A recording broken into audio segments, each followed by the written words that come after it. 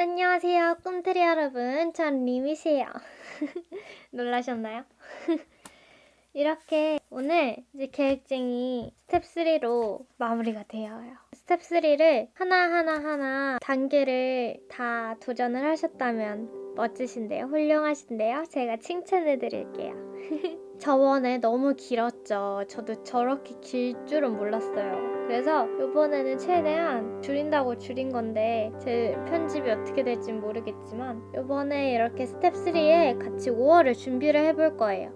지금 딱 이 시기에 보시는 거면 같이 5월을 준비하는 건데 혹여나 먼 미래 나중에 보시는 거면 그 당일이나 아니면 다음 달을 준비하게 되는 경우가 되겠죠? 그렇게 해서 같이 저는 저 나름대로의 과정, 그 다음에 꿈트리 여러분들만의 과정으로 같이 계획을 세워봐요. 혹여나 저랑 비슷한 단계에 있는 걸 하고 싶은데 제가 너무 빠르다 하면 멈춰주시면 돼요. 첫 번째, 행사조사인데 여러분 사회적 거리두기 잘하고 계시죠?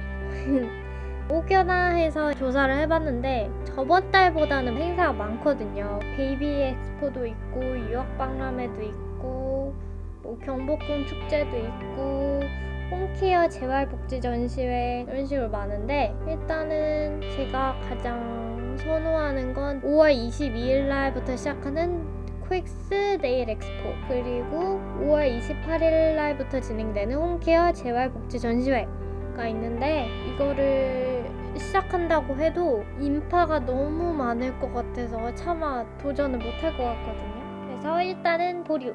그 다음에 4월 버킷리스트를 정리를 할 건데 저는 조금 촬영 때문에 일찍 정리를 했거든요. 뭐 며칠 남았다고 해서 이거를 다 끝낼 수 있는 건 아니니까 일단 정리하고 3월보다는 많이 했긴 했는데 이렇게 크게 만족을 못 하겠네요. 5월 버킷리스트도 메모지를 보며 빠바바바바바박 정리를 해줍시다. 그리고 마찬가지로 가계부를 정리할 건데 일찍 정리하긴 하거든요. 그거의즉슨 그 이후에 돈을 쓰지 말라는 거죠.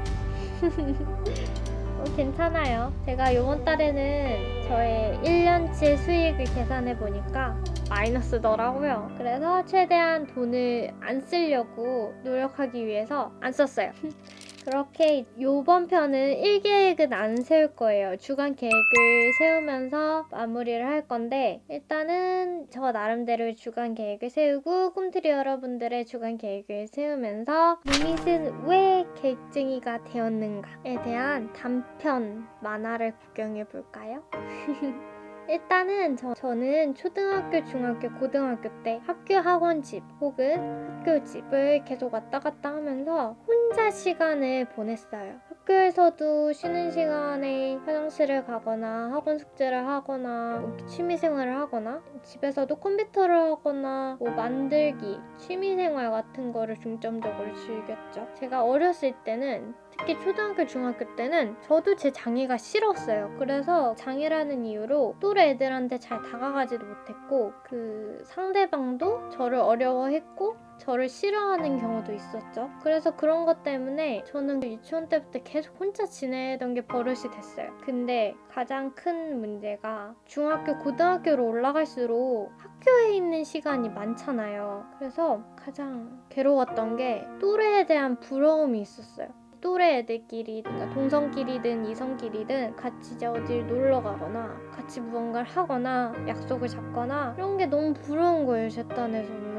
그리고 무언가 활동을 하거나 어딜 가거나 했을 때 선생님이나 담당자나 또래 애들이나 저의 할 수 있는 기회를 계속 박탈시키는 거예요. 간접적이든 직접적이든. 그래서 그런 게 너무 괴롭고 하니까 나름대로의 고민이 시작됐죠. 어떻게 해야 이런 고민이 좀 덜할까? 이런 괴로움이 덜할 수 있을까? 고민을 하다가 결론을 낸 게 고등학교 때 내가 좀 더 바쁘게 살면 그 고민 혹은 고통의 시간을 좀 덜어낼 수 있지 않을까? 그리고 내가 바쁘게 산 만큼 나중에 나를 좀 더 발전시킬 수 있지 않을까? 라고 자기 합리화를 막 시작했거든요. 그래서 계획쟁이, 일을 늘리고 관종이고 욕심이 많고 도전심이 뿜뿜한 지금의 여러분들이 알고 있는 리밋이 되었죠. 그래서 지금도 여전히 새로운 것들을 도전하면서 저 나름대로 살고 있죠. 그래서 그 중에 하나가 리밋으로 여러분을 만나게 된 것도 있고요. 근데 이게 때때로 한계가 있어요. 이제 이렇게 계획을 세우고서 빡빡하게 살거나 혹은 비슷한 일상 굴레를 계속 살면서 지치거나 지루해지거나 재미가 없거나 아니면 SNS, 카톡이나 인스타나 페이스북이나 이런 거에 보면 이제 다들 제 또래나 제가 아는 분들이 막 여행을 가거나 뭔가 놀러 가는 사진들을 보면 부러워지잖아요. 그래서 결론적으로 이러한 경험이 되면 무기력증이 오거든요. 이 무기력증이 계획이 성취가 안 되는 걸 해결하는 것보다 어려워요, 저에게. 이 무기력증이 장시간 지속되면 우울증으로 변하는 것도 문제고, 이 무기력증이 시작되면 보통 하루 이틀 정도 할 일을 안 해요. 그래서 나중에 조금 그게 극복이 되면 몰아서 하는 사태가 발생도 하고, 근데 현재 이제 그 무기력증이 자주 반복이 되면서 하루 이틀이 점점 늘어가는 사태가 이루어지죠. 그래서 제가 저번 장애 혜택 편에서도 꿈틀이 여러분들께 물어봤을 거예요. 어떻게 하면 극복할 수 있는지, 저의 방법에 한계가 왔다 이런 식으로 물어봤을 거예요. 그래서 저의 방법은 어떤 방법이었냐, 마음을 다시 추스리고 자기 합리화를 하고 혹은 새로운 합리화를 하고 동기부여를 하고 이제 나의 일상이나 나에게 새로운 요소를 추가하거나 변화를 주는 거죠. 마음 추스리기 같은 경우는 이런 거예요. 어차피 이러한 괴로운 시간을 보내는 건 나만 괴로울 뿐이야, 나만 변화할 뿐이야, 이런 식으로 이제 생각을 하거나, 난 여지까지 잘하고 있었잖아, 조금만 더 노력해보자, 조금만 더 참아보자, 뭐 언젠간 보상받을 날이 올 거야, 혹은 나중에 이걸 꼭 하자, 그렇게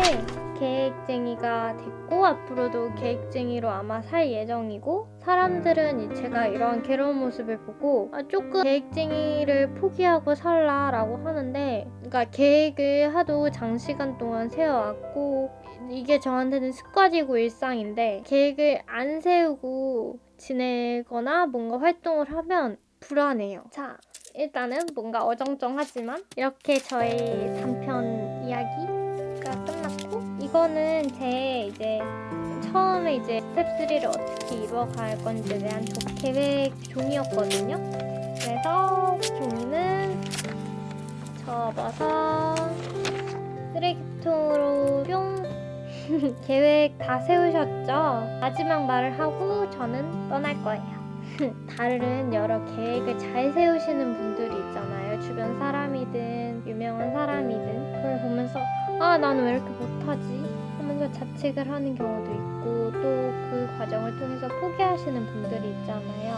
뭐 당연한 소리고 잔소리처럼 들릴 수도 있는데, 처음부터 잘하는 사람이 어딨어요. 다 오늘을 처음 살고 내일도 처음이잖아요. 혹시 살다 온 사람 있어요? 여기 분들 중에서 다 오늘을 처음 살고 내일을 처음 살기 때문에 시도하는 것 자체가 대단한 거예요. 당연히 실수할 수 있고 잘 못하는 걸 수도 있고, 그 시도하는 것 자체가 나를 좀 더 발전시키고 나를 위한 방법을 찾아가는 엄청난 도전인 거죠. 그리고 인간의 욕심은 끝이 없기 때문에 완벽한 걸 찾아낼 수는 없어요. 저도 이렇게 계획을 세우지만 만족 못해요. 그리고 수정도 계속 하고 있거든요. 자, 이렇게 뭔가 하고 싶은 얘기는 많은데 이야기는 여기까지 해야 될 것 같아요. 저번처럼 너무 길어지면 안 되니까. 스텝 3로 수고 많았어요. 도전한 스스로를 위한 박수. 저는 여기까지 들어준 꿈틀이 분들을 위한 박수.